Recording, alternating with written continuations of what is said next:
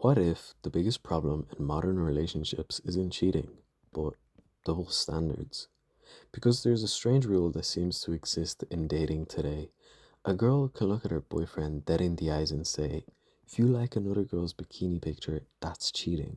And you might think, okay, that's her boundary, fair enough. But then she turns around and posts a bikini picture herself, and suddenly the rules are different. That's not the same thing, but here's the question: why isn't it?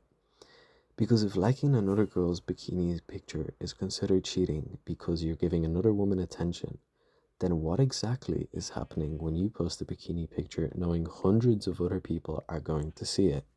And before you say, I'm just posting it for my friends, then send it to your friends. Before you say, I'm posting it for myself, it's already on your phone. You already have the picture. So, why does it need to be public? And that question leads to something much bigger than Instagram. It leads to the uncomfortable truth about validation, attention, and the rules people create when they want the benefits of a relationship without accepting the same restrictions. Now, let's be clear, posting a bikini picture isn't automatically cheating, and liking one isn't automatically cheating either. Every relationship is different. Some couples don't care about social media at all. Other couples consider certain interactions completely disrespectful. That's their choice. The problem isn't necessarily the picture. The problem is when one person creates a rule for the other person that they refuse to follow themselves. Because imagine this, your girlfriend sees you like another girl's bikini picture. She gets angry. She tells you, I can't believe you do that. You're in a relationship. You explain, I didn't message her. I didn't flirt with her. I just liked the picture. She says, that's exactly how it starts. Fine, you accept it. You respect the boundary. Then a few days later, she posts a picture where she's wearing very little. And you ask, so what's the difference? Her answer, I'm not doing it for guys. Okay, then why? I'm doing it for my friends. But your friends can see it anyway. I'm doing it for myself, but you already have the picture. And that's where you start asking a more important question. What are you actually getting from posting it? Because social media isn't a photo album anymore. It's a feedback machine. You post something, people react, you get likes, comments, messages, compliments, attention. And that attention can feel good. There's nothing inherently wrong with wanting to feel attractive. Everybody likes validation to some degree.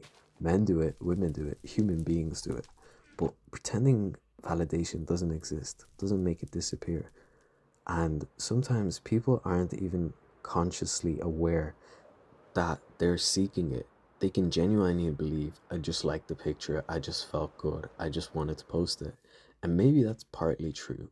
You can post something because you like it and enjoy the attention that comes from it.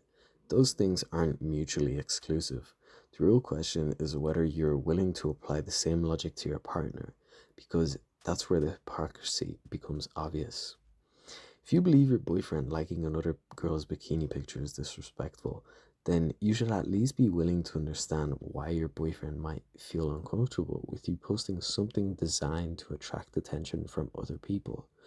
And if you're completely comfortable posting whatever you want, then you should probably be equally comfortable with your boyfriend interacting with other people's posts. You can't demand freedom for yourself while demanding restrictions for somebody else. That's not a relationship boundary, that's a double standard. And this is where people make a huge mistake. They spend hours arguing about the individual action.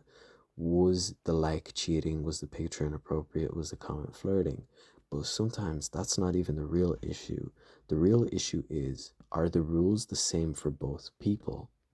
Because if they're not, you're not having a conversation about loyalty, you're having a conversation about control. And the deeper problem, here's something people don't like to hear. You don't actually need to prove that what somebody's intentions are. You don't need to sit there thinking she's definitely posting that because she wants guys to DM her. Maybe she is, maybe she isn't. You can't read her mind. Instead, look at the pattern. Look at what she expects from you. Look at what she allows herself to do. And then ask yourself, would she accept the same behavior from me? That's the test, because a healthy relationship isn't about finding loopholes. It's about having standards that both people genuinely agree to. A mature person can say, you know what, if I wouldn't like you doing that, maybe I shouldn't do it either.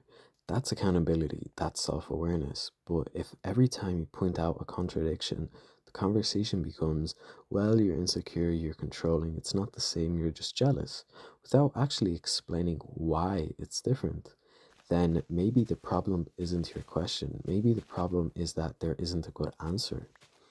And this applies to men too. A man can't tell his girlfriend, you're not allowed to have male friends, while he is constantly flirting with women online.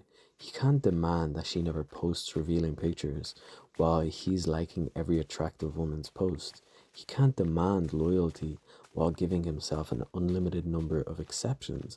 The principle has to work both ways, because relationships aren't supposed to be a courtroom where one person is permanently the defendant. There's supposed to be an agreement between two people who understand each other's boundaries, two people who respect each other's feelings, and two people who are willing to hold themselves to the same standard. So the next time somebody tells you that's cheating when you do it, don't immediately argue. Just ask one question: would it still be cheating if you did it? Because their answer might tell you more than the original argument ever could. And if the answer is no, because it's different when I do it, then maybe you finally found the real problem. Not the bikini picture, not the Instagram like, not the comments. The double standard. Because people can explain their behavior forever. They can create excuses, they can move the goalposts, they can tell you why their situation is somehow completely different. But when somebody's words and actions don't match, believe the pattern. Remember, scammers scam, manipulators manipulate. And people who create double standards will always find a reason why the rules don't apply to them. So don't spend your life arguing with the excuse. Look at the behavior, look at the consistency, and ask yourself one simple question: if I did exactly what you're doing, would you accept it? If the answer is no, then you already know there's a problem. Don't get scammed.